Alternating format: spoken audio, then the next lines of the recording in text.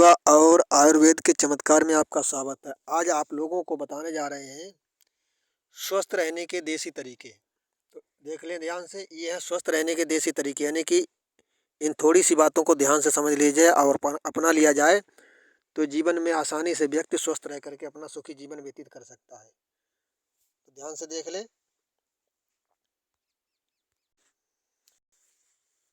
आयुर्वेद के मुताबिक स्वस्थ रहने के लिए ये 4 नियम अपनाए जा सकते हैं। इनसे बहुत फ़ायदा होने वाला है और ज़रूरी भी है जीवन में स्वस्थ और सुखी रहना है तो।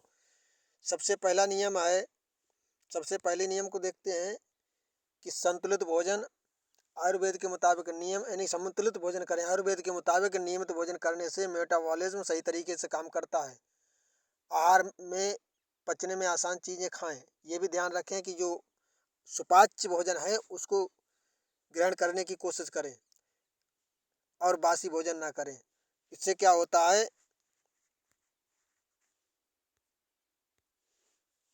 इससे मेटाबॉलिज्म बहुत अच्छा काम करता है। मेटाबॉलिज्म का मतलब है कि चय अपचय की क्रिया है, यानी कि भोजन को पचाने की क्रिया और उससे अवशोषित किए गए पोषक तत्वों और ऊर्जा को शरीर तक पहुंचाने की क्रिया, ये चय अपचय क्रिया है। ये क्रिया मेटाबॉलिज्म के द्वारा ही होती है। तो ये सही तरीके से होती रहेगी तो जीवन स्वस्थ बना रहेगा।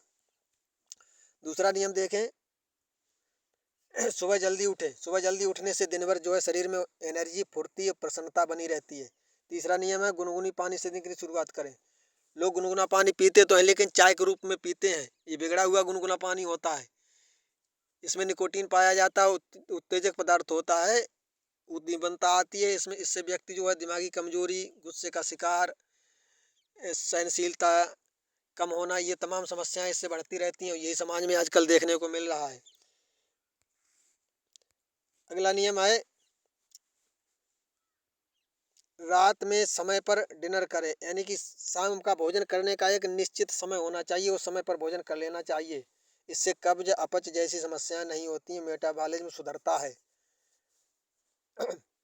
और ज़्यादा देर से भोजन करना ठीक नहीं रहता है। इन नियमों के अलावा कुछ खास बातें हैं, उनको अपनाया जा सकता है स्वस्थ रहने के लिए। भोजन को अच्छी तरह से चबाकर खाना चाहिए। एक साथ ज़्यादा भोजन नहीं करना चाहिए, यानी कि भोजन की एक मात्रा जो है उचित होनी चाहिए, सही डोज होनी चाहिए।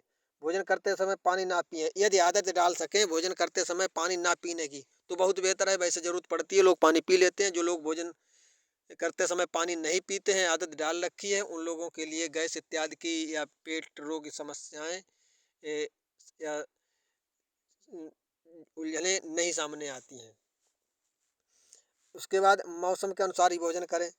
सर्दियों में सर्दी के लिए जो उचित, सर्दी सीजन के लिए, ठंड की सीजन के लिए जो उचित भोजन होता है उसको करें, और गर्मियों में गर्मी के अनुसार, गर्मी के लिए जो उचित भोजन होता है गर्मी की सीजन के लिए, उस भोजन को ग्रहण करने की कोशिश करें तो ज़्यादा बेहतर रहेगा। ज़मीन पर बैठ करके भोजन करने से अनेक लाभ होते हैं, फ़ायदेमंद रहता है। भोजन के बाद एक जगह न बैठे, यानी भोजन ग्रहण करने के बाद ऐसा नहीं है कि भोजन किया और तुरंत एक ही जगह बैठ गए या लेट गए।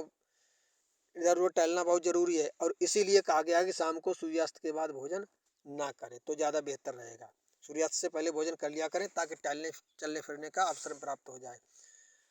और सबसे ज़्यादा ध्यान रखने वाली बात यह है कि किसी भी भोज्य पदार्थ का सेवन करने के बाद कुल्ला अवश्य ही करें। कुल्ला कर लेने से ये होता है कि जो भी भोज्य पदार्थ का या खाद्य का अंश जो होता है दांतों में, मुंह में फंसा हुआ, वो सब निकल जाता है, साफ हो जाता है। इससे मुंह में यानी दांतों से संबंधित अनेक प्रकार के रोगों की होने की शंकाएं दूर हो जाती हैं। कभी अवसर ही नहीं आता है किसी प्रकार का रोग बनने का।